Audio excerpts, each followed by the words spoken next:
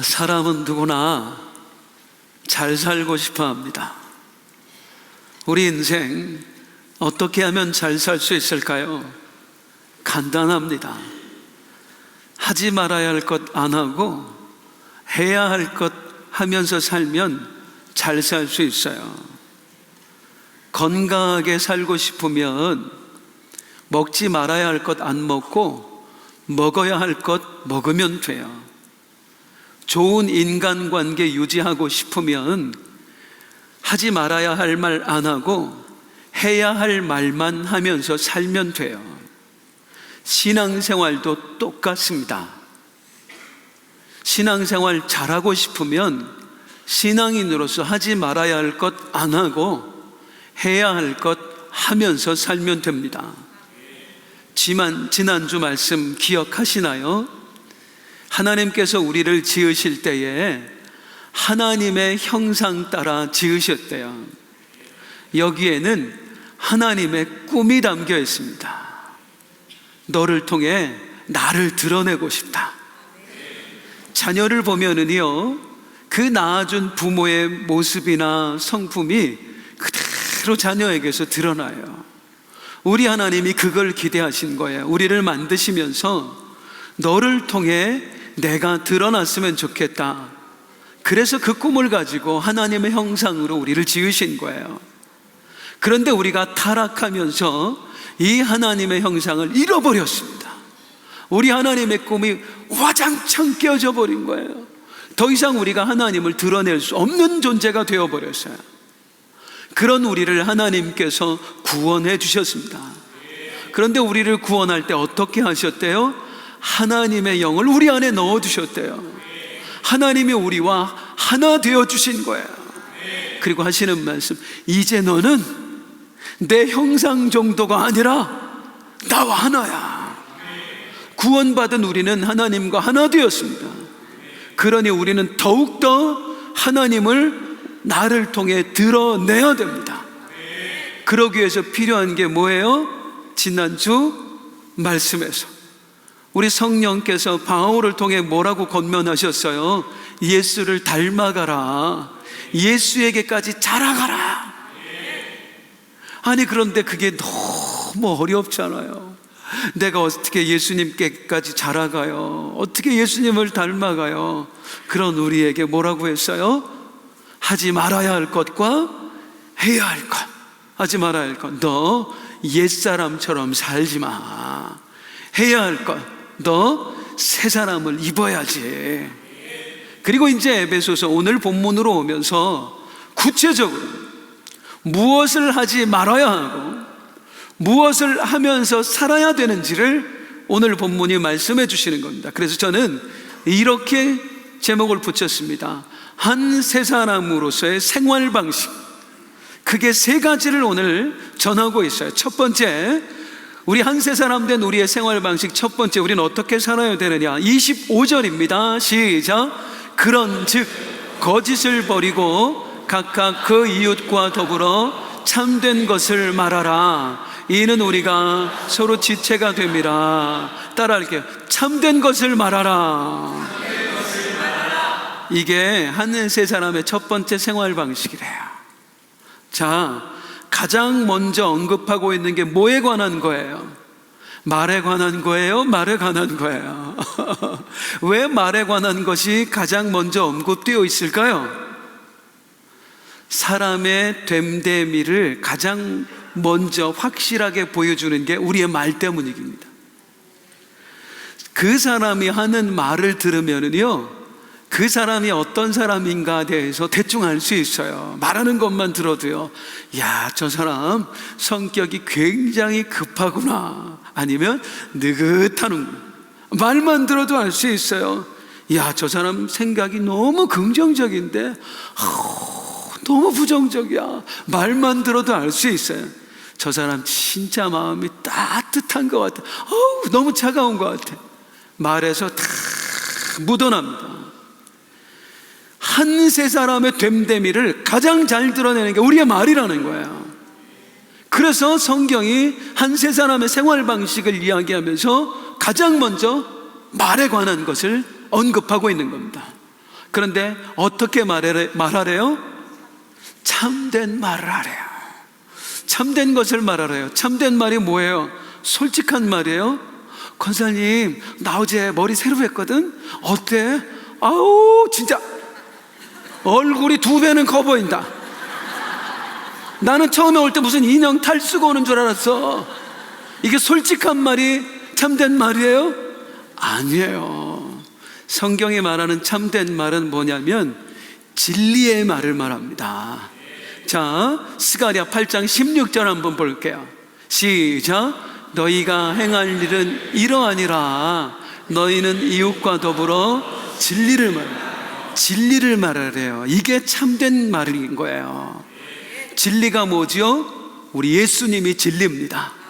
길이요 진리요 생명이니, 즉 참된 것을 말하라, 진리를 말하라 라는 건 무슨 뜻이냐면 네 말을 통해 예수님이 드러나게 해라. 이게 참된 것을 말하라는 뜻이에요. 사랑하는 성도님들, 다시 말씀드려요. 우리는 예수님을 드러내야 되는 사람들이에요. 한 세 사람이잖아요. 우리는 그분과 하나가 되었잖아요. 그런데 우리 예수님, 내 안에 계신 그분을 가장 잘 드러내는 게 뭐라고요? 내 말이라고요. 사람들은 내 말을 들으면서 아, 예수님이 그런 분이시구나, 예수쟁이들이 말하는 걸 보고 예수님이 어떤 분이신지를 아는 거예요. 그럼 어떻게 말을 해야 우리가 예수님을 잘 드러낼 수 있는데요? 29절 한번 보겠습니다. 시작. 무릇 더러운 말은 너희 입 밖에도 내지 말고 오직 덕을 세우는 데 소용되는 대로 선한 말을 하여 듣는 자에게 은혜를 끼치게 하라. 내 안에 계신 예수님을 온전히 드러내는 참된 말, 진리의 말은 뭐냐면 따라하겠습니다. 덕을 세우는 말, 은혜를 끼치는 말, 이 두 가지예요. 덕을 세우는 말과 은혜를 끼치는 말로 내 안에 예수님이 계셔요, 이런 분이에요 하는 걸 우리가 말로 드러내는 거예요. 이 두 가지가 어떻게 다르냐면 덕을 끼치는 말은 공동체에 유익이 되는 말을 말해요. 그리고 은혜를 끼치는 말은 개인에게 유익이 되는 말을 말해요. 두 말이 전부 다 공이 어떤 말이에요? 남에게 유익이 되는 말이에요. 우리는 예수님을 어떤 말을 통해서 드러내느냐면 남에게 유익이 되는 말, 그 말을 통해서 드러내는 거예요. 사랑하는 성도님들, 우리 예수님 어떤 분이시지요? 살리시는 분이세요. 죽은 자를 살리셨어요. 그분은 치료하시는 분이에요. 병든 자를 치료하셨어요. 그분은 회복케 하시는 분이에요. 그런 분을 내 입술을 통해서 내 말을 드러내려면 내 말이 어떤 말이 되어야 되겠습니까? 살리는 말이 되어야 되는 거예요. 회복케 하는 말이 돼야 되는 거고요, 치유하는 말이 되어야 되는 거예요.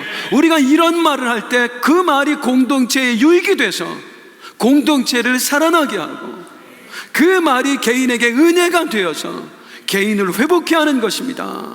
이 말을 우리가 해야 되는 거예요. 그런데 이렇게 말하지 않고 그 입술에서 나오는 말로 공동체를 상하게 하는 말, 그리고 개인을 상하게 하는 말, 그런 말을 오늘 본문에서는 뭐라고 표현하냐면 따라하겠습니다. 더러운 말, 더러운 말이라고 그래요. 더러운 말.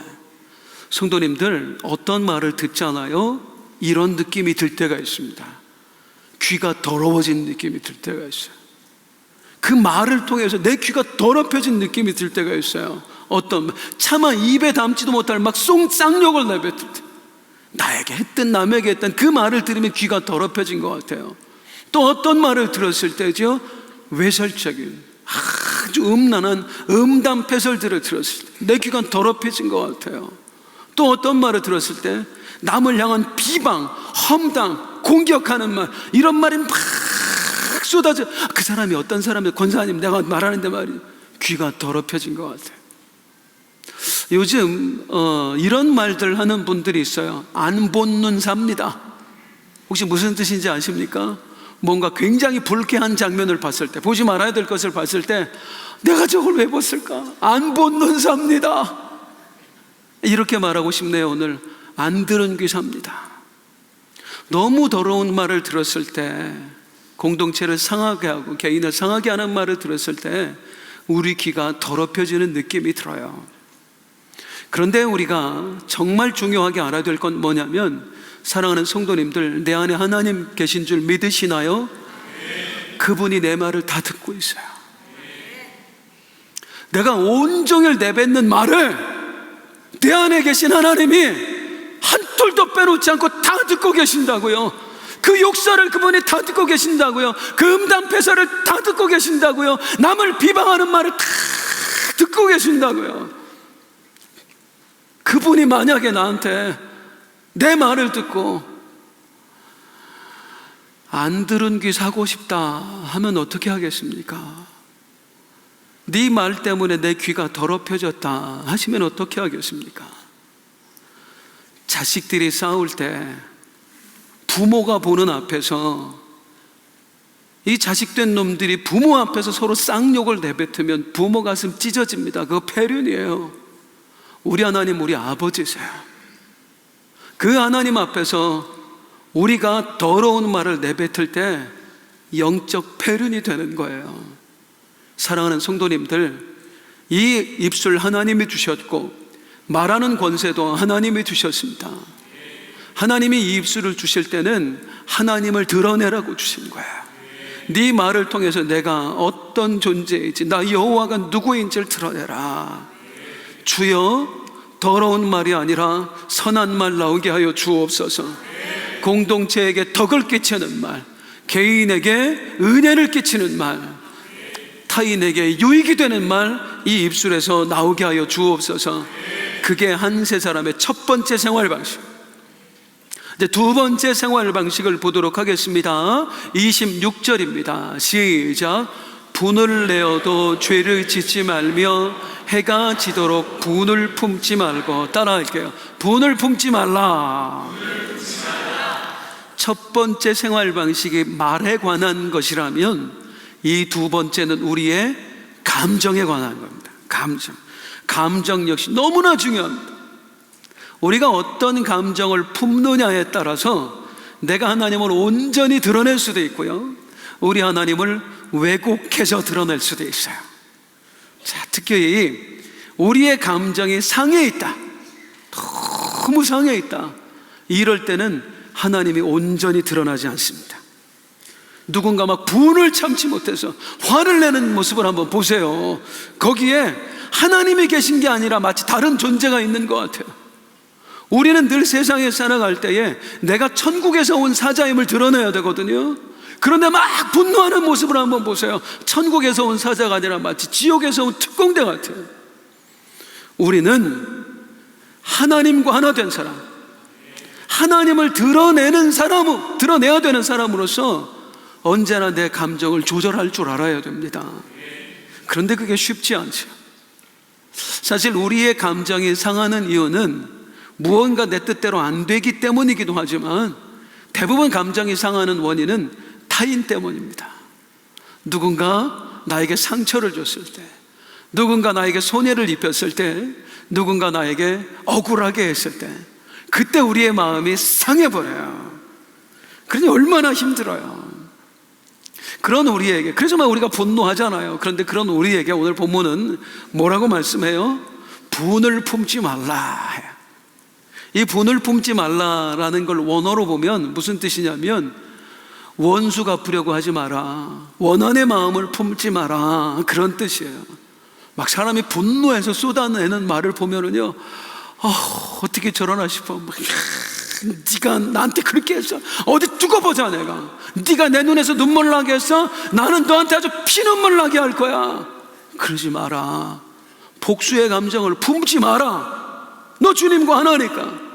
심지어 하지 마라를 넘어서 이렇게 하라라고 하시는데, 어떻게 하라고 하는지 한번 볼까요? 31절 32절이에요 시작. 너희는 모든 악독과 노함과 분냄과 떠드는 것과 비방하는 것을 모든 악의와 함께 버리고 서로 친절하게 하며 불쌍히 여기며 서로 용서하기를, 하나님이 그리스도 안에서 너희를 용서하신 것. 누군가 너에게 억울하게 했을 때, 너를 힘들게 했을 때 분노하지 마라. 그뿐만 아니라 어떻게 해라? 불쌍히 여겨라. 용서해라. 솔직히 이렇게 잘 안 돼요? 안 돼요? 안 되죠. 아니, 이 마음이 막 미움의 감정이 솟아내는데 이게 다스리는 게 쉽습니까? 어려워요. 이 어려운 걸로 우리가 내 행동을 합리화합니다. 성경에 이런 구절 나오잖아요. 용서해라. 그럼 우리가 마음에 찔려. 주님이 말씀하시는 것 같아서. 그럼 한편으로는 뭐라고 우리를 스스로를 합리화하죠? 내 행동을? 주님, 나도 용서하고 싶어요. 근데 안 되는데 어떻게 해요? 나도 저 사람을 불쌍히 여기고 싶어요. 그런데 그런 마음이 안 생기는 걸 어떻게 해요? 그런 적 있으세요? 있으세요? 안 생기는데 억지로 그 마음을 가지라고 하셨을까요? 우리 하나님께서 안 되는 걸 억지로 하라고 하셨을까요? 아니에요. 시편 말씀을 한번 볼게요. 시편 4편 4절이에요. 시작. 너희는 떨며 범죄하지 말지어다. 자리에 누워 심중에 말하고 잠잠할지어다. 성경에 어떤 때 보면 참 재밌어요. 그 묘사하는 게. 어떻게 하지 말고 떨며 범죄하지 말래요. 분노할 때 어떻게 부들부들 떨리잖아요. 죽이고 싶어. 승질내고 막 부들부들 떨지 말고 잠잠해라. 범죄하지 마라. 안 된다니까요. 되는 비결이 이 구절에 있어요. 따라하겠습니다. 심중에 말하고. 이게 무슨 뜻인지 아시겠어요? 하나님에게만 말해라. 네 분노를 사람들 앞에서 표출하지 말고 나 억울해요. 하나님께만 맡기고, 너를 억울하게 한 사람의 처분도 하나님께만 맡겨라. 이게 심중에 말하고요. 분노를 쏟아내지 말고 하나님께만 말하고 하나님께만 맡겨라. 그러면 어떻게 되느냐? 시편 4편 8절 한번 읽어볼게요. 시작. 내가 평안히 눕고 자기도 하라. 나를 안전하게 살게 하시는 오직 평안히만 돼요. 하나님께만 말하고 하나님께 맡기면 주님이 알아서 하시겠지. 그때 비로소 평안이요. 부들부들 떨면서 잠 못 자던 사람이 잠을 잘 수 있게 된다는 거예요. 어떤 사람이 이렇게 할 수 있을까요? 어떤 사람이 하나님께만 말하고 그의 처분을 하나님께만 맡길 수 있을까요? 따라하겠습니다. 하나님을 진짜로 믿는 사람, 하나님을 진짜로 믿는 사람만 그렇게 할 수 있습니다. 하나님을 믿는 척하는 사람은 절대로 못 맡겨요. 우리가 누군가에게 뭔가를 맡긴다, 예를 들어서 내 재산을 맡긴다, 투자해달라고. 어떤 사람에게 맡길 수 있어? 진짜로 내가 믿을 만한 사람. 나의 억울함을 맡긴다, 나 그 사람에 대한 처분을 맡긴다, 하나님께. 하나님을 진짜로 믿지 않으면 못 맡긴다고요. 우리가 하나님께 맡기지 못하고 있다면, 그 사람에 대한 처분을 하나님께 맡기지 못하고 내가 부들부들 떨면서 분노하고 있다면, 억울해서 내가 원수 갚아야지 하는 마음을 갖고 있다면 솔직히 한번 들여다보자 말이야. 내가 하나님을 정말로 믿고 있는가? 못 믿으니까 못 맡기죠. 믿어야 맡길 수 있어요. 그러면 하나님께 맡기면 그때 드디어 평안이 온대요. 사랑하는 성도님들, 하나님 믿으세요. 정말로 믿으세요. 억울하다고 감정 쏟아내지 마시고 하나님께만 말하고 하나님께만 처분을 맡기세요. 그래야 우리의 감정이 하나님을 온전히 드러낼 수 있는 거예요. 만약에 그렇지 않고 우리가 감정 조절에 실패하면, 분노를 쏟아내면 어떻게 되는가? 자, 27절 한번 볼게요. 시작. 마귀에게 틈을 주죠. 마귀가 틈을 탑니다. 내 마음에 마귀가 틈을 타요. 내 삶에 마귀가 틈을 타는 거예요. 그리고 어떻게 합니까? 지배하기 시작을 합니다. 내 감정을 지배하고 내 삶을 지배하는 거예요. 그러면 지옥 됩니다. 지옥이 다른 거 아니에요. 여러분, 천국이 무엇이지요? 하나님이 다스리시면 그곳이 천국이에요. 주 예수와 동행하니 그 어디나 하늘나라. 초가 집에 살아도 주님이 다스리면 천국이에요. 반대로 대궐에 살아도 마귀가 다스리면 지옥이에요. 우리가 분노의 감정을 견뎌내지 못하고 쏟아내면 마귀가 틈을 타서 내 마음을 지배한다고요. 그리고 나로 하여금 지옥을 살게 하는 거예요. 이 지옥 같은 삶을 경험해 보시지 않았습니까? 그 미움 때문에. 심지어 어떻게 된다고 말하냐면, 그렇게 해서 마귀가 지배하면 30절 볼게요. 30절 시작. 하나님의 성령을 근심하게 하지 그 안에서 너희가 구원의 날까지 인치심. 성령님 근심하신다. 네 안에 계신 하나님 마음 아파하신다는 거예요. 인치심을 받았느니라 무슨 뜻이냐면, 그분은 네 안에서 떠나지도 못해. 떠나지도 못하고 늘 그 안에 계시는 분인데 그분이 너로 인해서 고통당하셔. 이 얘기하는 거예요. 그리스도인의 자랑이 무엇입니까? 내가 하나님께 기쁨이 된다는 거예요. 그런데 나로 인해서 우리 하나님이 괴로워하신다, 우리 하나님이 아파하신다. 이거 불행한 신앙생활 아닐까요? 우리가 한 가지 알아야 될 것은, 사랑하는 성도님들, 하나님이 내 안에 계심을 믿으십니까? 그때 일어나는 현상이 뭐냐면 감정이 공유된다는 겁니다. 하나님과 우리가 서로 감정을 공유하는 거예요. 그래서 우리가 기도에 깊이 들어가면 하나님 마음이 느껴져요. 내가 이런 마음도 품나? 이렇게 넓은 마음이 있었나 할 정도로 하나님의 마음이 공유돼요. 하나님의 마음을 나만 공유하는 게 아니라 내 마음 또한 하나님이 공유하신다고요. 내가 미움을 품을 때, 내가 누군가에게 상처를 입히고 싶을 때, 내가 분노할 때 하나님이 그 마음을 함께 공유하시고 아파하시는 거예요. 내가 심히 괴롭다, 너무너무 아프다. 적어도 이렇게 살면 안 되는 거 아닐까요? 그리스도인들은 우리는 하나님의 기쁨이 되어야지. 하나님을 아프게 하는 자가 될 수는 없잖아요. 그러기 위해서 필요한 게 뭐예요? 내 감정을 다스리는 겁니다. 내 감정을 평안하게 주님께만 말하고 주님께 처분을 맡기고, 그럴 때에 온전히 나를 통해서 우리 하나님이 드러나시게 되어 있는 거예요. 이제 한 세 사람의 세 번째 생활 방식, 28절 같이 읽겠습니다. 시작. 도둑질하는 자는 다시 도둑질하지 말고 돌이켜 가난한 자에게 구제할 수 있도록 자기 손으로 수고하여 선한 일을 하라. 따라서 할게요. 선한 일을 하라. 자, 첫 번째는 말에 관한 것이었고요, 두 번째는 감정, 마음에 관한 것이었고요, 마지막 세 번째는 행동에 관한 것입니다. 이제는 행동으로서 하나님을 드러내라는 거예요. 자, 지난주에 그 말씀 드렸어요. 처음에도 말씀드렸지만 그리스도인은 어떤 사람 되어야 된다고요? 하지 말아야 할 것을 안 하는 사람을 넘어서 해야 할 것을 하는 사람이 되어야 된다고요. 우리는 주님 앞에 평가받을 때, 하나님 나 이런 거 안 했고요, 이런 거 안 했고요, 이렇게 평가받지 않고 나는 이렇게 살았고요, 이렇게 했어요로 평가받는다고요. 그래서 우리 그리스도인들은 행동하는 그리스도인이 되어야 됩니다. 한 가지씩 보죠. 우리가 말로써 우리 하나님을 드러낼 수 있다고 했는데요, 만약에 말만 예쁘게 하고 행동은 그에 따르지 않는다면 어떻게 될까요? 세상 사람들한테 많이 듣는 소리 있잖아요. 우리가 하여간 예수쟁이들 뭐만 잘해? 말만 잘해. 하나님을 드러내는 게 아니라 하나님을 모욕당하게 해요.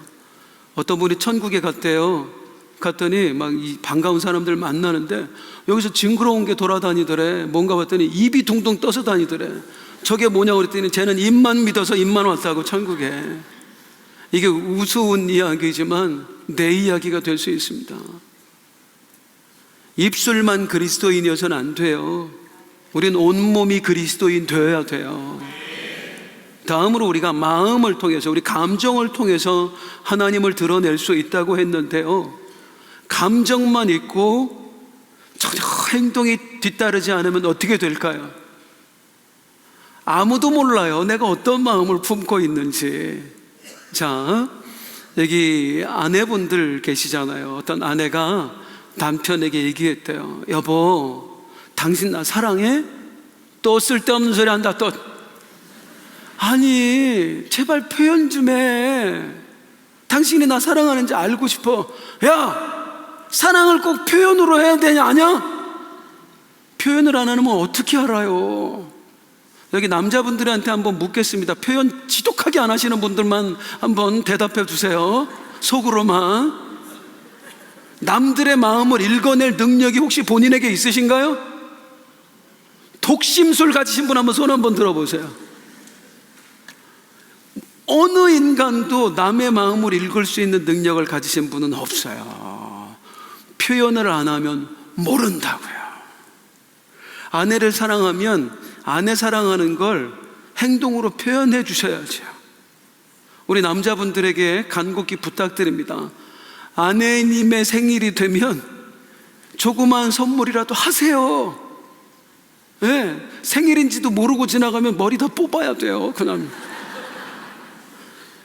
아내님과 결혼한 날이 되잖아요. 결혼기념일 분위기 좋은 데 가서 좀 이렇게 맛있는 거 사주고 그러세요.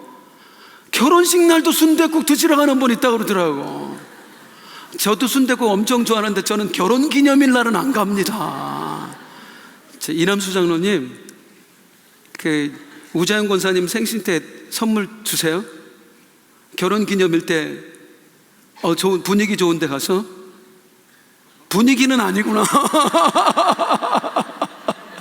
제가 2부 예배 때 우리 김재원 안수 집사님한테 물어봤어요. 우리 이수진 권사님한테 그렇게 하냐고, 그렇게 사랑 표현하냐고 그랬더니 목사님 저는 몸으로 합니다. 행동으로 하시라고요. 표현하시라고.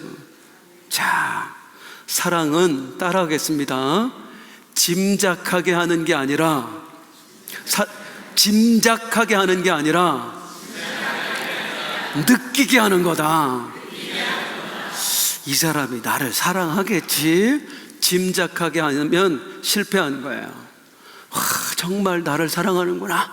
느껴야 성공한 거예요. 표현하지 않으면 짐작합니다. 그런데 삶으로, 행동으로 표현하면 느껴요. 아내에게만 그렇게 해요? 우리 하나님이 원하시는 것, 나를 그렇게 드러내라. 네가 나를 정말로 사랑한다는 것을 네 삶으로 드러내라. 세상 사람들에게 네 행동으로 네 안에 내가 있음을 드러내라. 삶으로 표현을 해라. 그러면 이제 우리가 어떻게 살아야 하나님을 온전히 드러낼 수 있을까? 오늘 본문에 선한 일이라고 했는데 그 선한 일이 뭔지 오늘 본문에서 알려줘요. 자, 28절 함께 읽어볼게요. 시작. 도둑질하는 자는 다시 도둑질하지 말고 돌이켜 가난한 자에게 구제할 수 있도록 자기 손으로 수고하여 선한 일을 하라. 자, 우리가 선한 일을 통해서 하나님이 내 안에 계심을 드러내는데 그 선한 일이 뭐냐? 두 가지를 비교해서 설명하죠. 하나는 도둑질, 하나는 구제하는 일. 이 두 가지로 비교해서 설명해요. 왜 그럴까요? 에베소 교회에 도둑놈들이 엄청 많았나 보다. 그게 아니에요. 이 둘의 차이점이 혹시 뭔지 아시겠어요? 도둑질과 구제의 차이점? 도둑질은 남의 주머니에 있는 걸 내 주머니로 가져오는 게 도둑질이고요, 구제는 내 주머니에 있는 걸 남의 주머니에 넣어주는 게 구제입니다. 우리 하나님 보시기에 선한 것은, 선한 행동이란 무엇이냐면 내 것을 나눠주는 거예요.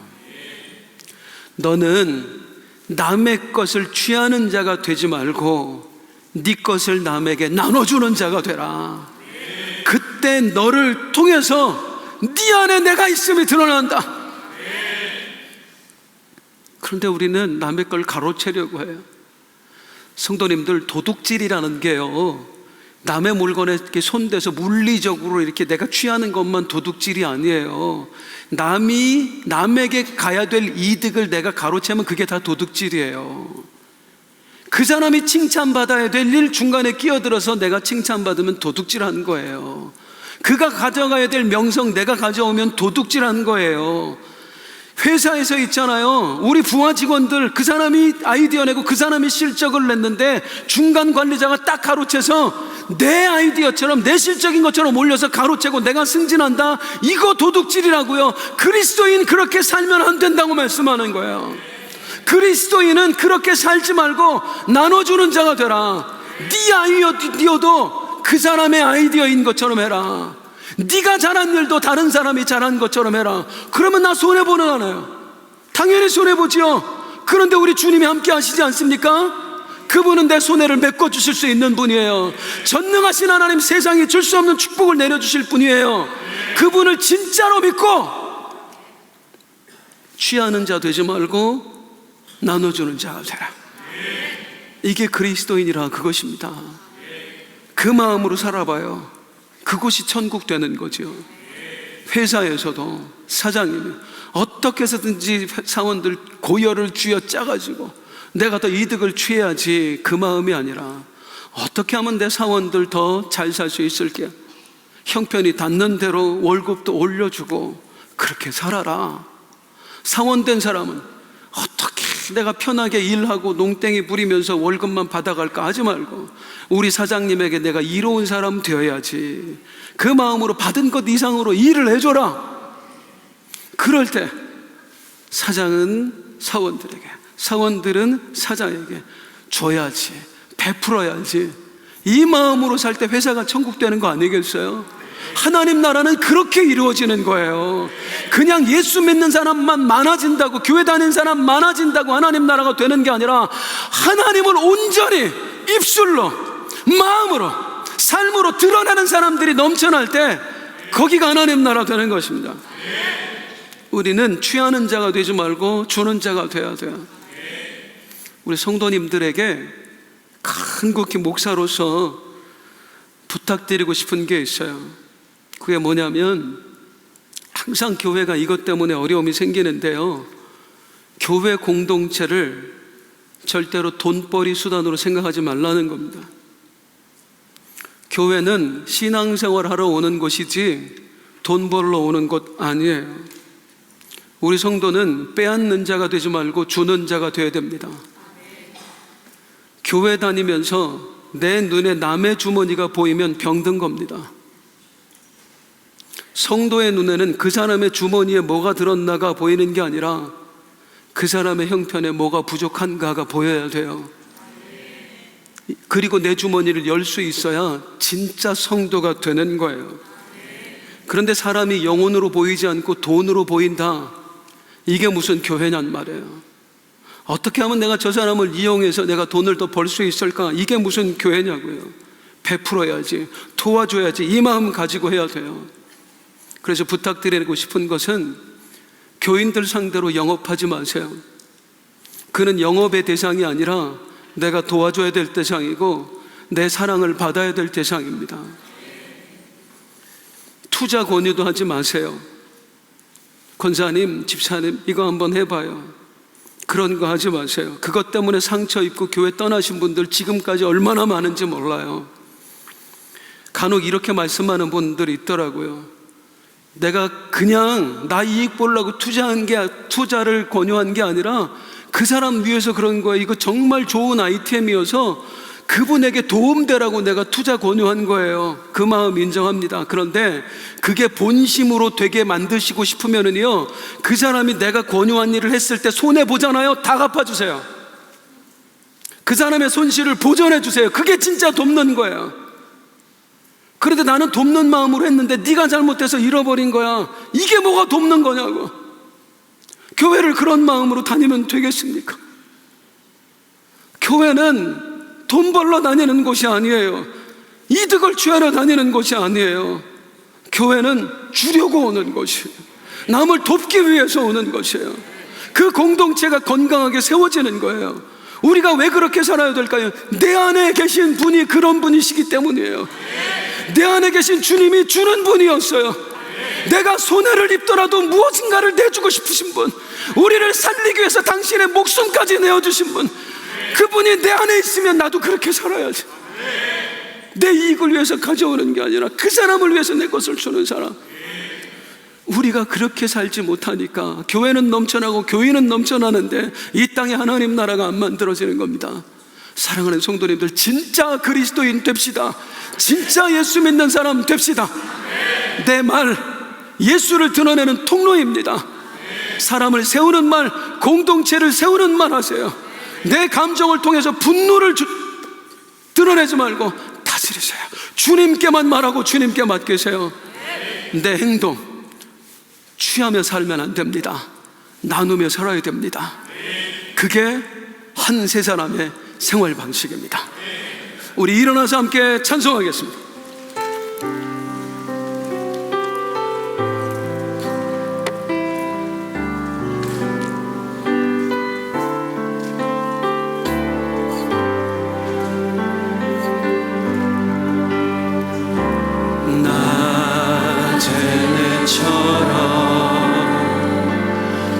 밤의 날처럼 그렇게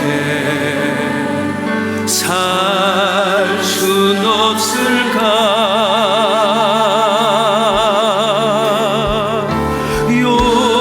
욕심도 없이 어두운 세상 비추어 온전히 남을 위해 살듯이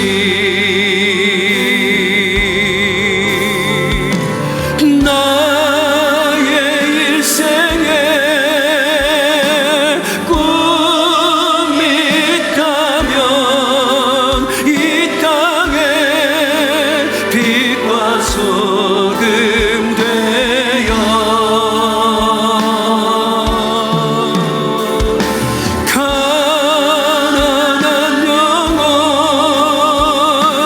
지친 영혼을 주님께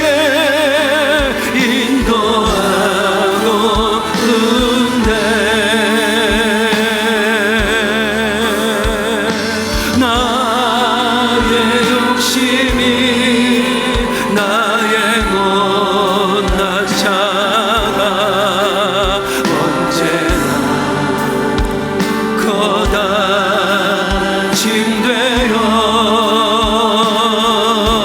거다짐되어 나를 짓눌러 마음을 공곡해 하니 예수여 나를 도와주소서.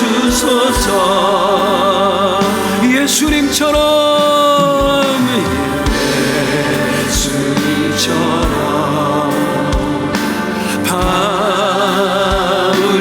바울처럼 그렇게 살 순 없을까? 나를 위하여 당신들의 온몸을 온전히 버리셨던 것처럼 주의 사랑을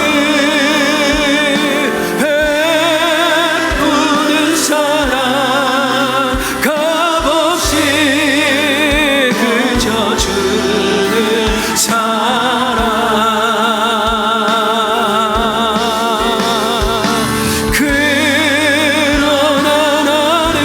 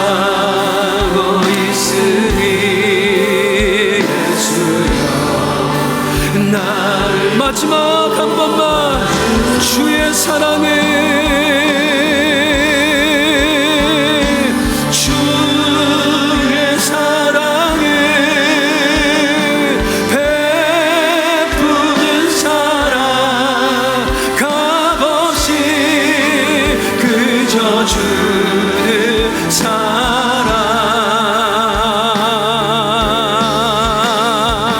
그러나 나는 주는 것보다 받는 것 더욱 좋아하니